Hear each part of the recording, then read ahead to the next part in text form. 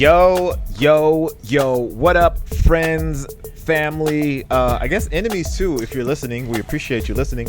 Welcome to the Outside the Box podcast. It is the podcast about sneakers and everything that revolves around sneakers and really just everything in general that's cool, because we're honestly just really cool people. I am Jacques Slade. I am I'm the bad influence on this podcast, and I'm here as really to show you what not to do when it comes to sneakers. But I have two incredible co-hosts that really help lead the ship and guide us in the right direction. I am talking about no one other than Nick Engvall and Tiffany. What about that? Nick Engvall and Tiffany Beers.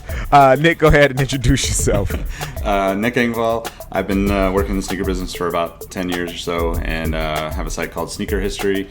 But really, I'm just the person that follows Jacques into those bad decisions without any hesitation whatsoever. And I just think that this whole thing is just awesome because I get to hang out and talk with, Jacques and Tiffany. So, Tiffany, let them know who you are. I'm Tiffany Beers. I've worked in the shoe industry with one of the major brands for over a decade. And I'm not a bad influence. I'm like the rule follower. I'm the technical side of the ship. So are we on starboard or I can't remember the other side, but that's a problem. Yep. I'm just happy to chat with these guys for a week.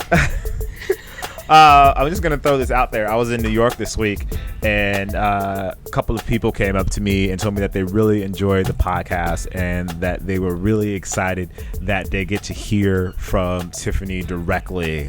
So I wanted to say that for you. No, I promise you.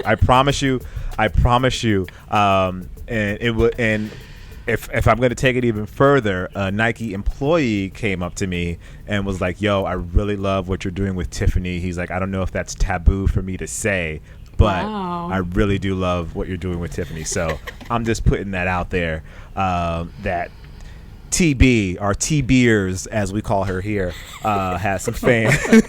I totally just made up T Beers. That's not a thing. No one call her that, please. So we got a good episode for you guys. As always, want to thank you guys for listening and or watching the show. The feedback again has been incredible. You guys are an awesome audience, and this show would not be what it is without your feedback and without your love that you give us. So thank you very, very much for that. But to kick off the show, we're going to go to the world of Brandblack. So a couple of weeks ago, a Brandblack shoe popped up on the grams, and it looked very much like a different sneaker. Let's say just okay.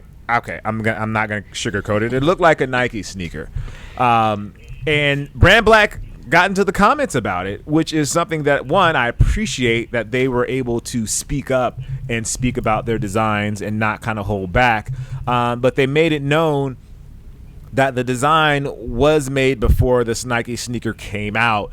And I feel like this kind of leads to a couple of different conversations. But Nick, I'm going to kind of toss this one to you because I guess for Brandblack to come out and say that, is that almost like an admission of guilt, or is this their way of, I guess, kind of just really defending themselves and saying that Nike, as big as they are, they're not the only one that designs shoes? I don't even know how to really interpret what they're doing with this one, because I feel like as a brand, you kind of want to avoid anything that is can be misunderstood or misinterpreted by your consumers, right? And it's fun to see, if you look at car stuff, it's fun to see recently Audi and BMW going back and forth at each other on Twitter with around this image that kind of had an image of a BMW that kind of had an Audi looking feel to it, and that kind of stuff is fun. But I admire them for being responsive on Instagram, because so many people just dismiss the comments on Instagram, and especially brands, right? You have potentially thousands or tens of thousands of responses to to interact with, and it's almost impossible. But I think like it seems like they were trying to just say like, all brands can create good things, but I don't know if that is how it came across. And if people are reading in the comments and they already visually, because let's be honest, Nike has such a massive audience and following and loyal fan base compared to what Brandblack is, and to kind of play the card of like we did it first is, I don't know, it's kind of immature in a sense.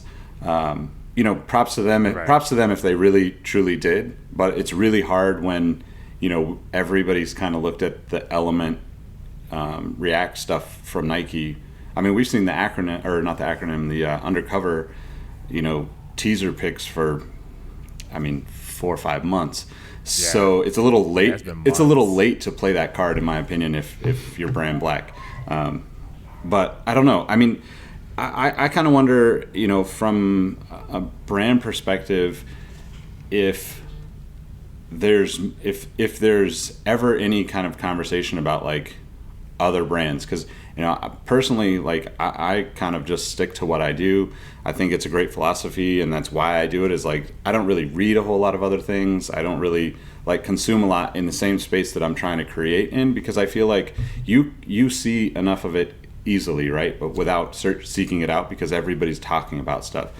And we've talked about it before, right, where like on previous episode, where it's kind of common for people to have a very similar idea, because we all are progressing in the same industry, same business at a very similar pace, depending on what function of the business we work in.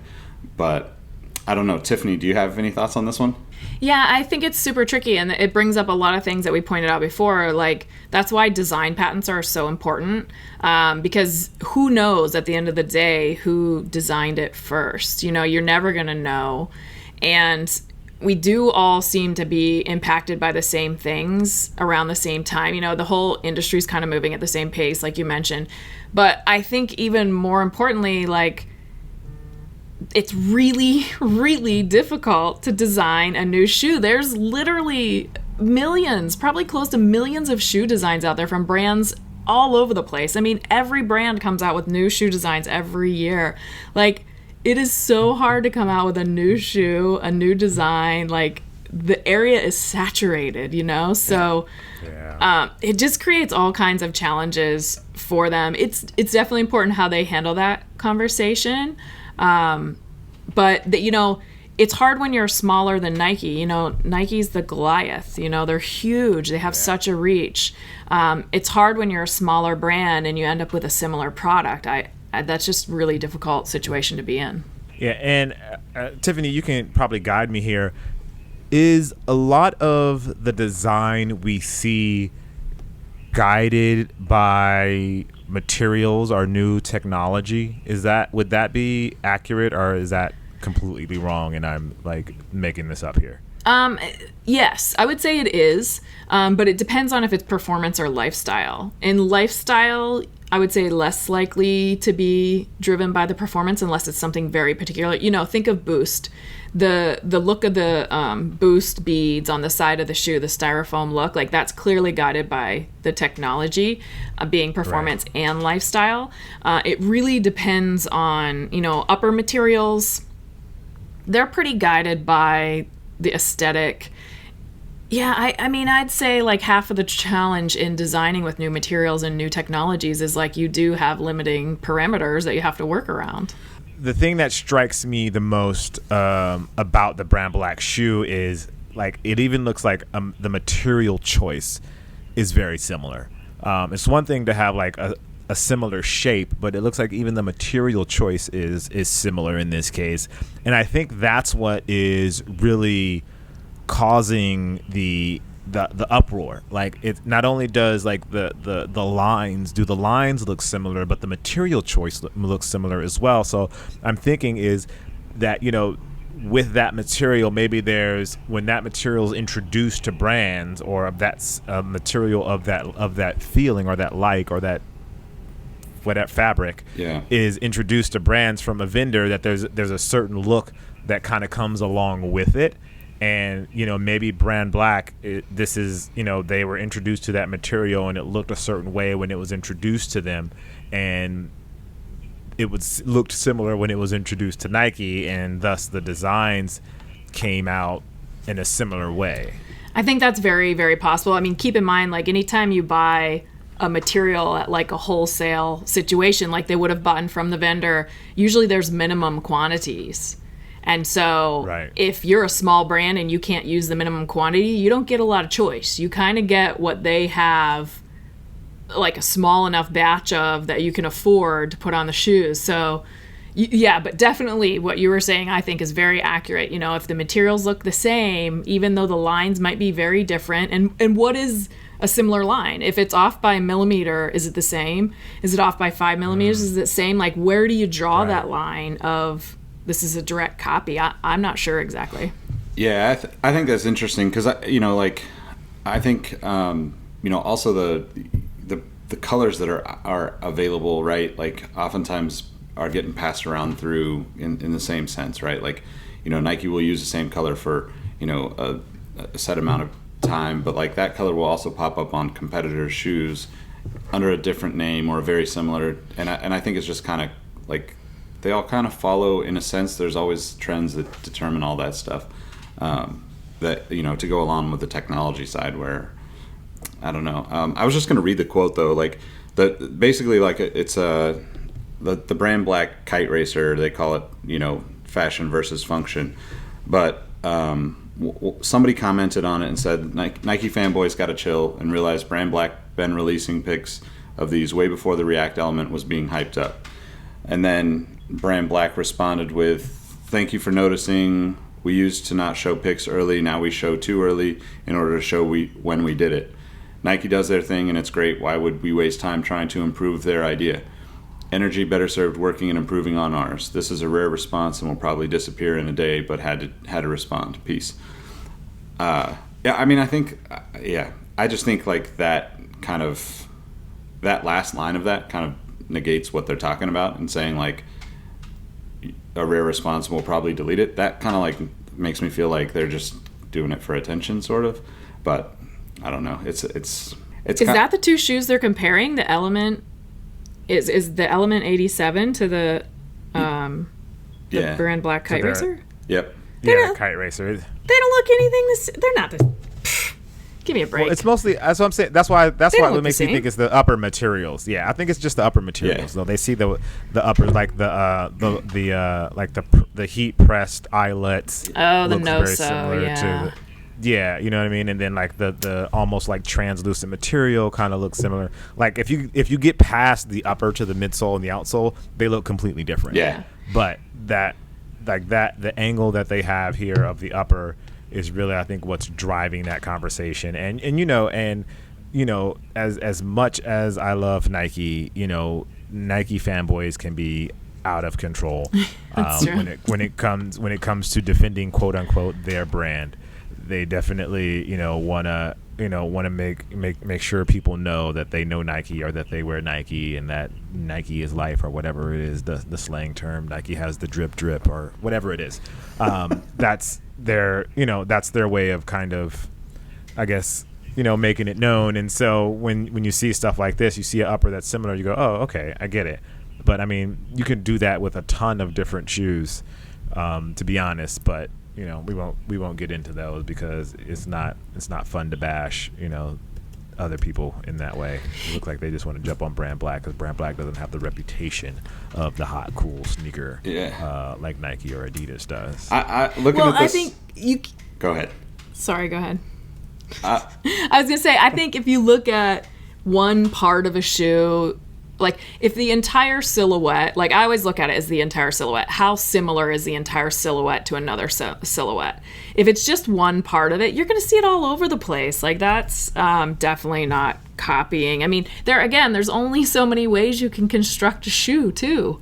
You know, like It's not like this is an endless, you know, flavors. It's not like, you know, 31 flavors or 180 beers to try. It's like you got 6 or 7 options here, or 10 options at most, you know? Yeah, I agree. But speaking of Brandblack, we saw something else that kind of seems like it's inspired by a Brandblack shoe. The one of the greatest basketball players of my lifetime, Kevin Garnett, is now back with And One, and he recently did an article with Slam, and we saw a couple of the shoes there that looked familiar. I'll just say they look familiar. For one, I'm happy that And One is back. I think they're an integral part of the basketball culture, and I think they help shape and mold a lot of things that we see today.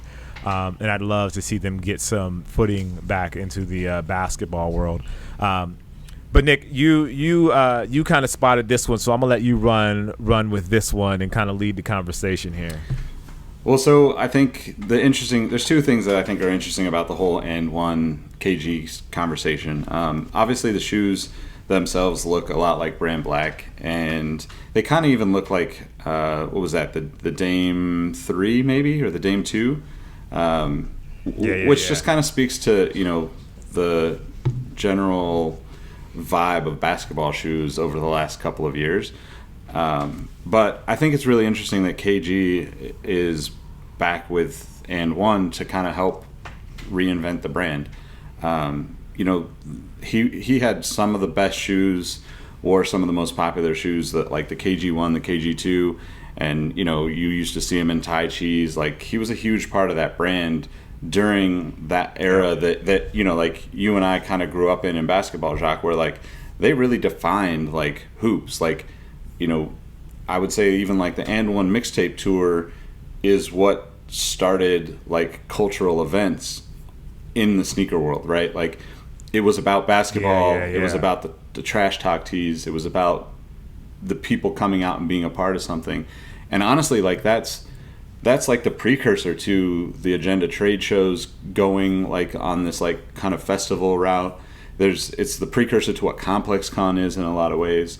And, you know, in general, like they were just so far ahead of the curve by like making that mixtape tour, having all these guys show up, talk about basketball, talk about sneakers, entertain, play basketball, all that stuff. So to have KG, you know, back in the mix for this next, you know, kind of whatever this next run for And One is going to look like, it's a huge win in my opinion, just straight off the bat, because, you know, this is something that I've had personal issues with, you know, whether it be, most of the time it's Nike, unfortunately, but like, because that's the brand that I grew up watching all the athletes, but like, you know, like Chris Webber's like one of my absolute favorite players, and every time his retro shoe comes around, it doesn't have his logo on it from back in the day, and it makes me just feel like, well, why not just get him involved? It can't cost that much to pay him, you know, a little bit just to have his logo back on a shoe. The same thing with like Deion Sanders, or, you know,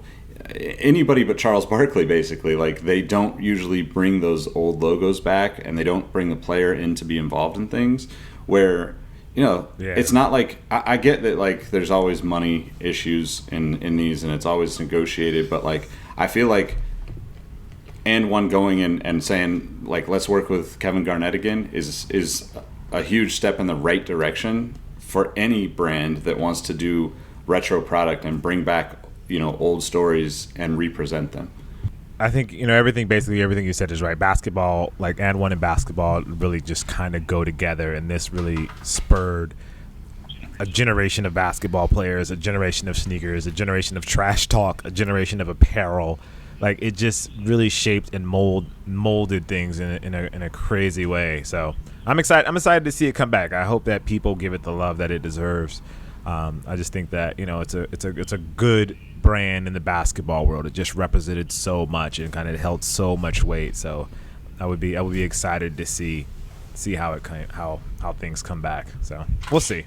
It's interesting how, you know, Puma's getting back into basketball, And One, you know, like what's happening in basketball that these brands are resurging, and are we going to see it in other sports, and are we going to see even more brands? Like, are we going to see some new brands in basketball this year? Like, I think that could be a potential. I don't know of any, but that would be exciting. Yeah, that would be. Well, I think it's like the heritage brands. Yeah. But I think this is something. Converse, they got something new? I don't know if they're doing anything on court, but I think you hit on this on a previous, conversation, Tiffany, where like it's so important for basketball to kind of be like, pushing the whole industry of footwear forward in a lot of ways. It's just, it's such a huge consumer base, and it's so visible compared to all the other sports that I think it's great for all of these companies to like hop in and like if you're smart with it, get a piece of that pie and like let people relive some of those memories, let people try some new stuff, because inevitably, like what I really, really love when this kind of stuff happens is like, the designers for the And One shoes through like the late 90s and early 2000s were, really kind of set the tone for design, right? Like you saw like, Scottie Pippen's shoe kind of show up looking like an And One shoe after, you saw And Ones a couple years prior. And those people end up becoming a part of the industry and like working for, potentially bigger brands when these smaller brands, misstep and kind of fall off or whatever. And I think that's the exciting part, is like it gives more points of entry for people that are passionate about this to like then bubble up into, making a bigger impact on the rest of the sneaker world as a whole. Mm-hmm. I love it. I love it. I love it. I love it. I love it. All right. I feel like, so this is going to be a super awkward transition, guys. Because we were going to go, I feel like we were supposed to talk about Serena here, but because we're talking about basketball, I feel like we should keep talking about basketball, because a big news happened in the basketball world, like as far as sneakers go. So I'm kind of torn. And hello, audience, you're seeing like the inside of how a podcast works right now. Inside the box. You're seeing inside the boxer sits. So you know what? I'm gonna go off the bullet list, and let's talk about NBA basketball, because there's big news happening in the NBA world. So the NBA, I don't want to say finally, but I say the NBA opened up the rules for colorways for sneakers, so that the guys can basically wear anything they want color-wise on their sneakers. I made a point to talk about this on Twitter, that it's very specific to colorways. And I think, and I feel like this is a good rule and this is a bad rule. So I'm just going to ask just a couple questions, Tiffany, and see if you can kind of fill me in. So how do you know the process for getting like sneakers approved for players? No, I have no idea. No. I've not been involved with that. Oh, okay. Because that was going to be part of my question. Like, how do these things get approved? I know it has a lot to do with the equipment managers for each team. They kind of maintain the shoes for the players. But I don't know if there's like a league source that Nike and Adidas and whoever, Puma now, has to submit the shoe designs to before they can be approved or before they can worn on court. So that's just very interesting to me. Like, I feel like this decision from the NBA kind of goes in a couple of different directions. One, it goes in the direction of the NBA recognizing like the individuality of the players and allowing the players to express themselves in their own particular way on the court. Two, I also see this as the NBA embracing sneaker culture in a way that other sports have failed to do. Basketball is obviously a big part of sneaker culture, and this is like the NBA, in a sense. I feel like the NBA is acknowledging that.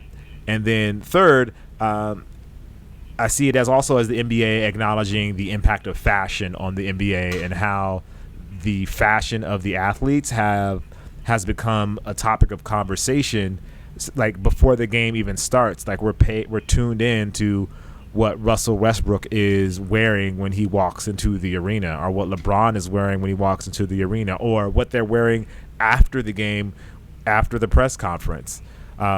So to me, there's a lot of good to it, but also I feel like I don't want players taking advantage of it and making these outlandish colors that just really have nothing to do with the game or with their personalities. It's like one of those things where it's like, I hope guys don't be like, hey, you give me an inch, I'll take a mile.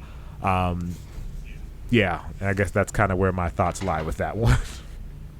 I was going to say, I think in running, maybe, and like some level of performance running, like they can't have shoes that are not for sale. Like the shoes always have to be available to the masses. So I wonder if that rule applies in basketball. Wow, that's really interesting. That's interesting. So yeah, I'd have to Google it, but I don't know if it's Olympic related events or like professional related events or what it is. But I know that in some of the running events, the shoes have to be available to the mass, and like they just have to be for sale somewhere. Interesting. Yeah. So I think it's in the article, but I'm pretty sure that basketball, the NBA was 51% black, 51% white with accent colors that match the team colors. That was kind of like the standard rule for a really long time. I don't think that changed recently. I think this is a part of that change or whatever.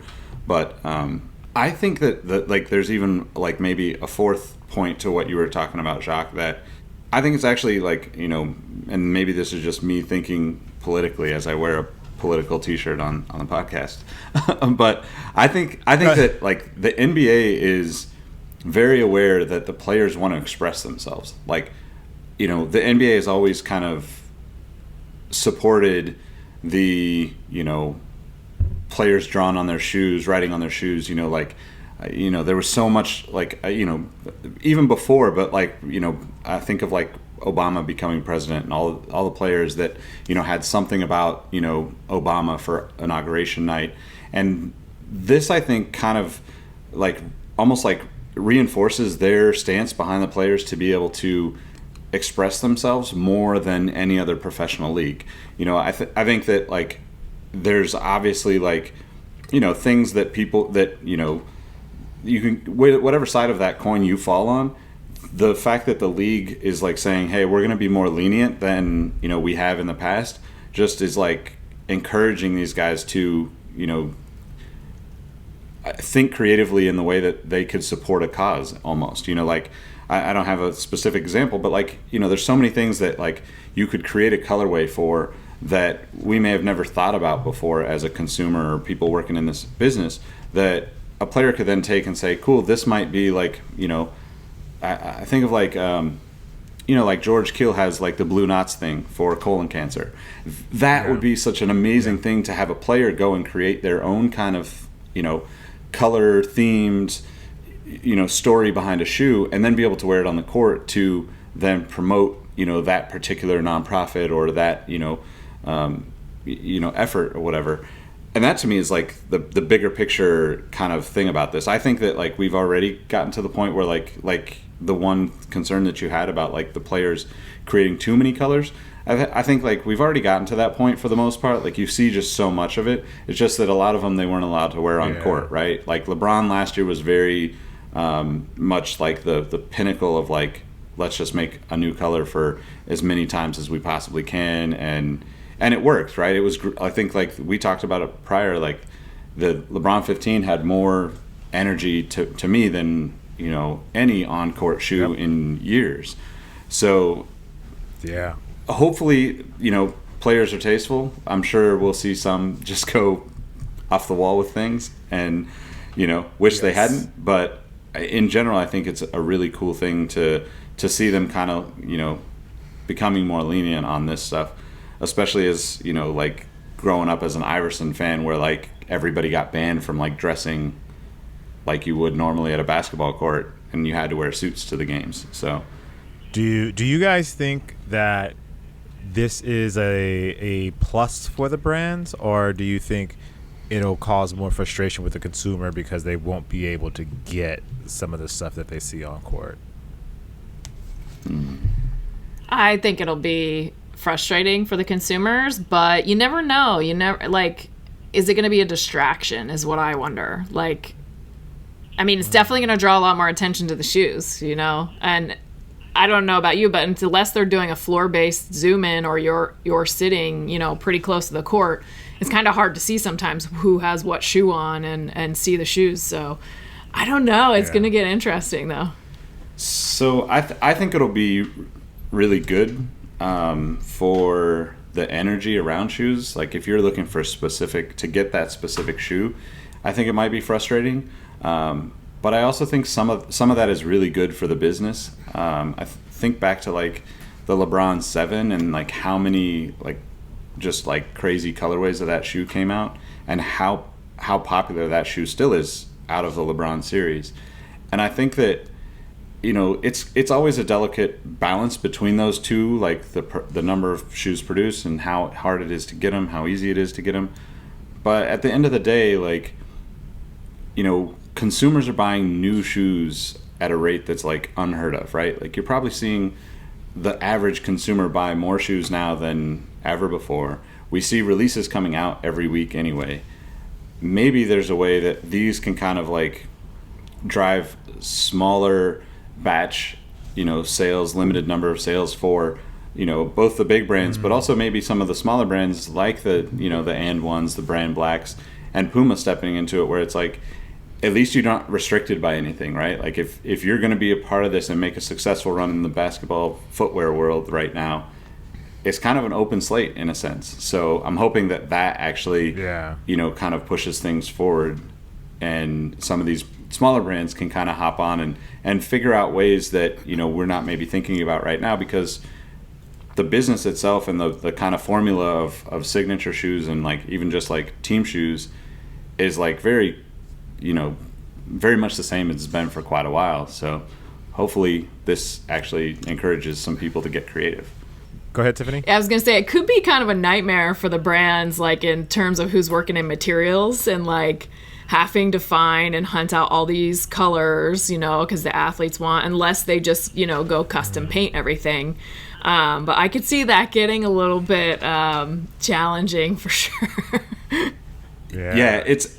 Yeah, I think it I was just going to say, like getting down to further in the article, it said LeBron wore 51 different versions of the Nike LeBron 15 last season. So, I mean, that's obviously a huge amount of headaches for those people already. So, you know, I don't know. It's there's only 82 games, right? So, yeah. I think if a player and a brand can work hand in hand, I think we could see some pretty incredible results. Like if a player, I don't know if players have creatives on their team to kind of help plan out the year to like get ahead of some of this stuff, as opposed to just saying, hey, I'm just going to go get a bunch of customizers to make my shoes look like this certain way. I think it could be really dope. Like, I feel like that's what happened with LeBron.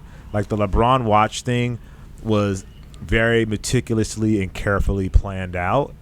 If that sort of thing could extend to other players in the league, I think it could be really cool. One, for the consumers, and also really cool for the brands. Like, the consumer being able to experience these, you know, kind of like you said, these quick strikes, so to speak, of basketball sneakers that their players are wearing, that their favorite player is wearing that night. Like for Nike, like that'd be amazing to reward, like to link it to like the jerseys, and like if you're a fan of that team and, you know, LeBron comes out in this particular colorway tonight, if you scanned your app on your jersey, like you're one of the first people that are able to actually buy that shoe.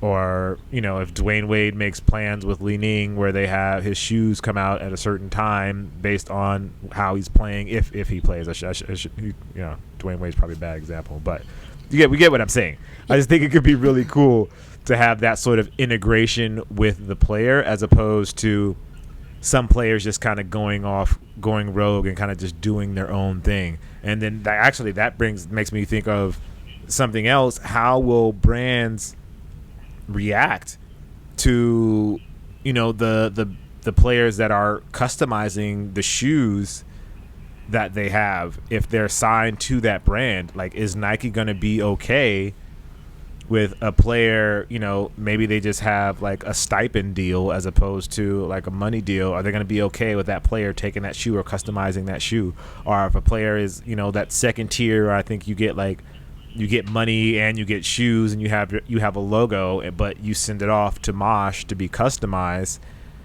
how is Nike going to feel about that? The Nike basketball team, are they going to be okay with the player switching up the colorways? Yeah, I mean that's kind of an interesting thought, because I think, you know, for the most part they want to, you know, kind of keep the players happy, right? Like, but right, I do agree. Like, there's going to be some concern probably from, you know, like the Nike basketball team or whatever brand, you know, the athlete is with. But I think, like, in general, the freedom for the athletes to kind of express themselves whatever way they want is going to be more beneficial for the business as a whole. And, you know, like, it might not benefit Nike as much as it would benefit, like, you know, like somebody like Langston Galloway, who has, you know, kind of his own shoes with Q4, and, you know, potentially they could do, you know, let's say a handful of samples or a handful of sample colorways throughout the year, and now you've got potentially, you know, some shoes that get sent out to, you know, get some press out of it, where Nike already knows how that works and they know how to make that stuff happen, where other brands that don't necessarily have the resources or the experience of doing that, this gives, like, the athletes that are really passionate about it a chance to kind of own and like build their own personal brand more. And, you know, like, I know you know how I feel about that. I think that's, like, the most important part of an athlete's career is like building their own personal brand, because they're gonna have a limited playing career. It's about what they do on the court, but off the court, you know, after the career ends, and how they're gonna, like, continue to create revenue out of, you know, being talented as an athlete. Because eventually, like, the physical ability to play goes away, and, you know, there's very few athletes that get to experience, like, a career. You know, KG is a great example, right? KG, played in 5-6 different brands' shoes over the years, but, like, he still was enough of a character and enough of an entertainer, so to speak, to go and, like, create this, and you got to remember, like, he's one of those players that didn't even go to college. So, you know, if you're talking about creating a career for yourself after, you know, your physical athletic ability kind of goes away, this kind of creates more opportunity for athletes to do that after their career if they're really strategic about it now. So I think that's pretty exciting. And I think, like, the brands hopefully will encourage it and support it in ways that, like, because the reality is, like, if you're really a fan of, you know, like I said, Langston Galloway, but, like, if you're really a fan of Langston and his shoes, you're probably going to want to revisit that shoe 10, 15, 20 years from now, just from a nostalgic perspective. Like, hey, remember when he wore this shoe? Yep. So now's the time to think about those long-term things for those kind of players that have the ability to kind of create something unique and, you know, potentially create, you know, like, a way of life for themselves after sports. See, and this I'm going to play a little bit of devil's advocate here, and I could be completely wrong here, but I just feel like brands aren't going to be cool with you building your own brand on top of their brand unless that's part of, like, their marketing plan. Totally agree. So, the more we talk about this, I think this is becoming a nightmare for the brands, actually. Because why pay you all that money if you're just going to go customize a shoe, and then the customizer can go ahead and buy, you know, 100 pairs and start customizing and selling them. You know, I mean, Nike's still making their money, but, like, you're changing the design. So I think it gets really complicated. Yeah. And that's kind of where I was leaning. I feel like a brand, because, like, they have plans. They know who they want. Like, you have a tier 1 athlete, you have tier 2 athletes, you have tier 3 athletes, and if it's not in the plans for this tier 3 athlete to be bigger or to build his own brand on top of that, like, how does that impact the brand, and how does that impact other athletes? I don't know. It just seems like a brand would not be happy with a player doing his own thing on their shoes, basically. So I don't know. It'll be interesting to see. It'll be interesting. See, to see. I think it's a little bit different because I agree to some extent, but I think of like, you know, let's go back to like Brandon Jennings with And1, right? Or I mean with Under Armour, like. When he played in the prototypes before Under Armour actually had like a basketball line, he played in the prototype 2, scored 55 points in it. They ended up releasing the shoe 5 years later as a quick strike, and those shoes were a completely different look and feel than what And1 basketball is, right? But you know, and right. Actually. Coincidentally, they were actually like the original designers at Under Armour Hoops were a part of that like late 90s, early 2000s And1 team. So there was a lot of similarities to that look if we go look up that shoe. But like that created his performance in that shoe created them an opportunity to like actually test the market for Under Armour basketball shoes before they were actually officially producing shoes almost, you know? And I think those are the types of things where it will create headaches probably for the Nikes, the Adidas, the companies that have a huge amount of structure already. But for the smaller brands, this becomes a really powerful opportunity to, you know, potentially get outside of, you know, let's say, you know, Q4, you know, a Chinese brand, but like probably a very small company that's making shoes for maybe a half dozen NBA players now.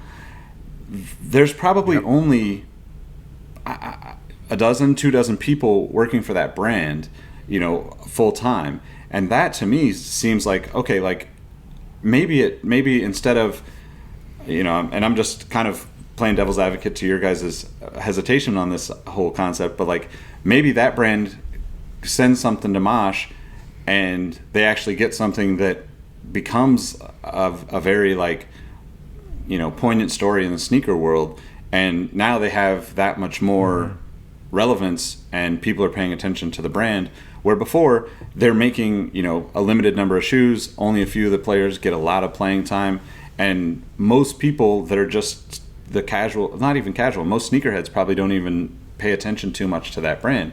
But this gives them an opportunity to kind of partner in a new way and, you know, potentially like bring a lot of attention to their brands. Yeah. No, I think that's probably going to be the crutch of it, that for the smaller brands, this is a fantastic opportunity. This is a great way to get your brand out there, get your athlete out there, and kind of help build a brand around your athlete. But for the larger brands, I see, I don't want to say they're controlling, but that's the only word that's kind of coming to me. But, you know, the control that they usually have over these sort of things and how brands are built and how people become popular and how names get out there, I see this as a point of contention for them, especially, you know, if someone kind of really like flips a sneaker in a way that they weren't expecting and makes it something completely different. I don't know. Yeah. I don't know. But I hear you. Yeah, and I think that like the amount of work that is, like, for LeBron to have 51 shoes, great. Like, that promo guy, that developer, that was a lot of work. If you're talking about having 50 athletes do that or 100 athletes, I mean, you got to hire a mass load of people to be able to handle that. Yeah. And also, like, I think what they risk is like a bit of a miss show, because like maybe some of the paint isn't going to be very durable. Maybe some of the materials aren't going to have time to get tested. You know, and the smaller brands are going to be even more challenged in this because they don't have access nearly to the quantity of materials. So, like, I think you might see some, like, little mishaps here and there with shoes and materials not working out so good. It all depends. Like, this could be a level of chaos we haven't seen on the basketball floor in basketball shoes. Yeah, that would be funny. That'd be fun. I would love to see this be a big thing. Like, that's why I feel like there's two sides of it. One, I'm really excited about it and think it's going to be dope. But at the same time, I'm like, this could go really, really the wrong direction if things aren't done correctly. So I guess we'll see. The season hasn't started yet. We're like a month and a half away out before the season starts, and I'm excited to see where the basketball world takes it and how these designers and colorists and product managers really take advantage of this opportunity, because I do think it is a big opportunity, and I do think that with the right strategy, it can really change the perception of a player and how the community looks at basketball sneakers in general. But it just has to be planned out very well. But we'll see. Speaking of planned out very well, Kanye is thinking about taking over all of the basketball shoes for Adidas, and apparently he's in talks to do it. There was a tweet sent out where Kanye is doing a radio interview, and in the interview it was on WGCI on 107.5 WGCI, an iHeart radio station. I don't even know if that's how they say it. That's how they say it in my mind. He says that basically he's talked to the Adidas team about taking over the Adidas basketball team. Now, a couple things here. I do think that Adidas basketball does need some help. They haven't had like the hit really when it comes to Adidas basketball. Like, their shoes are great to play in. The Crazy Explosive, the Primate Crazy Explosive is an amazing shoe. I love that shoe. I play in it quite a bit, but they haven't had like a hit. Like, nothing has been knocked out of the park. Like James Harden, his first shoe, people were like, okay, but then the second shoe came along, and it almost, I don't want to say it took a step back, but it didn't get the same sort of acceptance that the first shoe got. In fact, I'll go out and say that his lifestyle version of his first shoe was the best version of his signature shoe, which probably shouldn't be the case when you have a signature athlete. So with Kanye stepping in, it's both exciting and I guess frightening. One, because Kanye isn't a designer in the way that I think of designers when it comes to basketball shoes. I think of Kanye as a guy that's kind of creating like these lifestyle looks, not a performance silhouette. And maybe that's what he means. He'll be assisting with the aesthetic of the sneaker as opposed to the performance piece of the sneaker, which I imagine that's what he means. But then I'm also excited because I feel like, Kanye has an incredible gift at bringing attention to whatever it is he's doing, and this may be what Adidas needs in order to bring attention back to their basketball line. I'm hesitant to throw this to you, Tiffany, because I feel like I kind of know your perspective, but I'm gonna go ahead and give us your thoughts on the school of Kanye with Adidas basketball. Yeah, I mean, Kanye's been designing sneakers now. He's for years. Like, the first time I worked with him was 2007 or 8 with the first Nike Yeezy. So that's wait. What year was that? Hold on. There was a humble brag in there. I just want to make sure the audience. I just want to make sure the audience acknowledged the humble brag that happened there. Okay, go ahead. So yeah, like what year did the first Yeezy come out? You'd think I would know this, but my brain is mush. But so he's been doing it for almost 10 years now, right? Right. So like that is a breadth of experience. I totally think he could do it. Like, him to be the creative director, or whatever title he wants over their basketball, I think it'd be really interesting. I think he'd bring a different spin on it, and he would continue to learn, because basketball is such a functional heavy product. He would learn a lot more, and I think you'd see all of his product take on a new, more probably technical side, and improve overall function. But I kind of wonder, is it because Jay-Z's over with Puma, or like what is the background of this? Does he really want to design a basketball line? Because I totally think he could do it, and I think it'd be interesting. Maybe he doesn't want to do it for 10 years, but maybe he does. I don't know.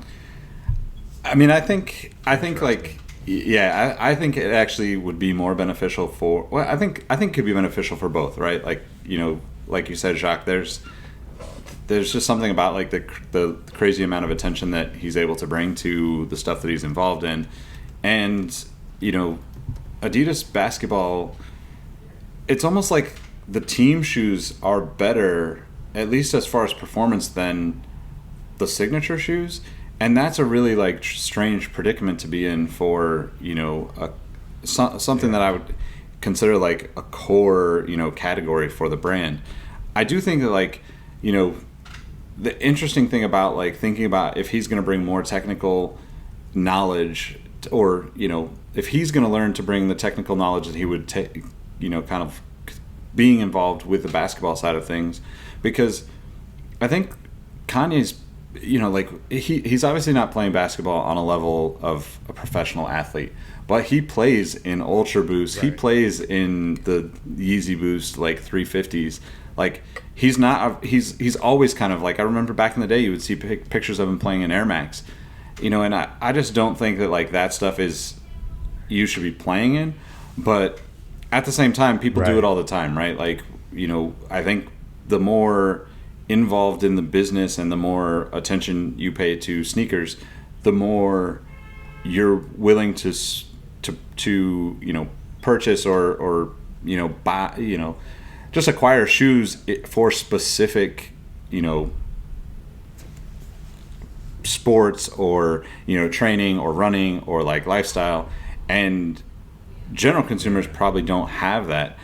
But I think that at the end of the day, like, it would be a cool partnership to see how it goes. I think that he's obviously been kind of teasing this for quite a while. We talked on a previous episode about like leaking this stuff, months or potentially years in advance is like probably not a good look for the marketing team. Right. But at the end of the day, like if he really has a great relationship with Adidas in the way that like it seems, then him getting involved in a part of the business that seems to be struggling from a consumer's perspective isn't going to hurt anything, and why not give it a shot, right? I don't know, like I'm all for it. Give him no, I'm not gonna. No, that's a lie. I'm not all for it. I don't want him to have like the reins to the Adidas basketball line. I wouldn't mind him doing like special versions of what Adidas basketball is doing. I think Adidas basketball in general just needs to get it together in general. Like the Dame stuff has probably been the most consistent of the line. Yeah. But I feel like even they just need they almost need like an overall, like, I don't know, like a design, like a new creative designer, a new product manager, somebody to come in to kind of help reshape the direction of the Adidas basketball brand. And I don't see that as being Kanye. I see Kanye doing special versions. Maybe he does a version of each signature player's shoe. Like, I'm great with that. I don't know if he has like the performance and aesthetic eye to really train and shape the line completely, but maybe that's just me. So he mentions in that interview two designers, right? Mark Minor and Steven Smith. Both Steven Smith, I mean, he's got a wealth of experience with like all brands, so like he's got a couple heavy hitters there backing him that I think, with his direction, as long as they, as long as all the designers can get along, it could be a nice setup, actually. Yeah, actually, now that you said that would be really interesting because, the energy that like comes from, I mean, I assume that like Kanye is a piece of all of those shoes that have been put out, but Steven Smith has done some of like my favorite shoes, like the Instapump Fury, New Balance 1500, a ton of the New Balances, a ton of the Reebok stuff back in the day. And I think like you can kind of see his influence in some of the like, even like I think it's the 500, which is the bulky like Yeezy shoe, right? And then Mark Minor, coming from like running specifically at Nike, probably they probably have a lot of a lot more focus on the running look and appeal of Kanye's line with Adidas, which would also probably be really cool to let them kind of go a little bit outside of their norm to basketball and, you know, just push some different ideas through the category.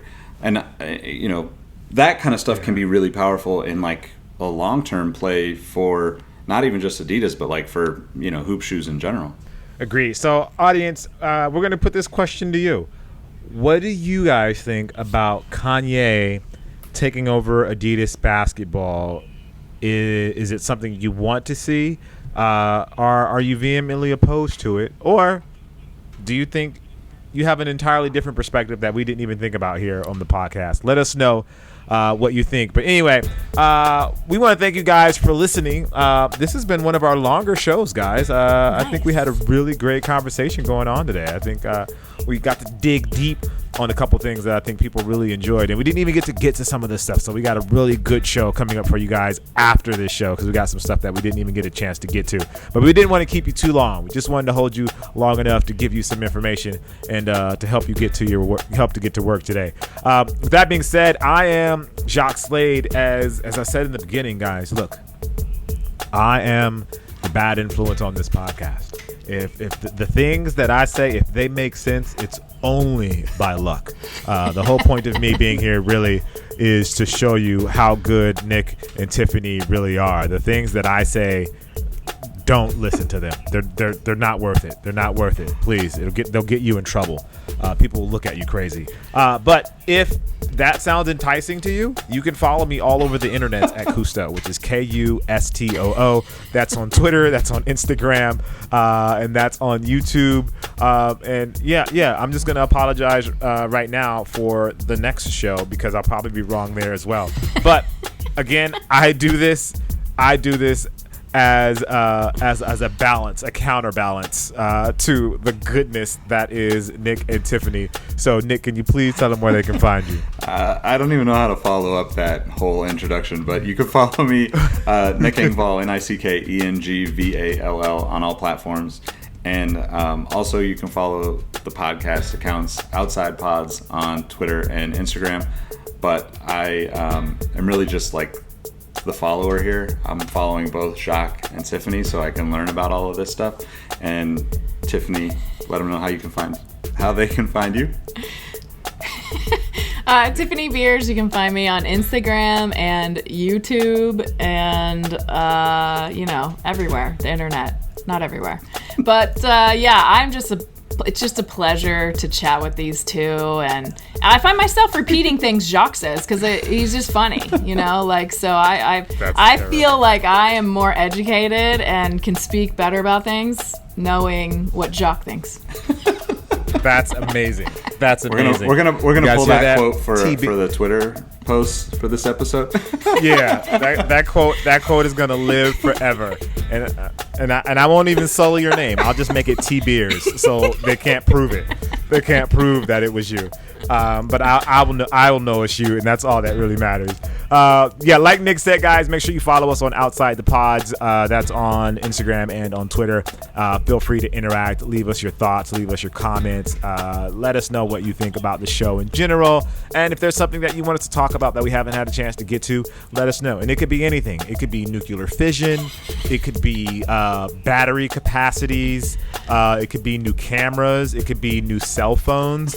It could be if you want to sleep better. If we have any ideas for that, we're here to it. If you're breaking up with your boyfriend and you don't know how to do it, let us know. We'll toss it into the next show.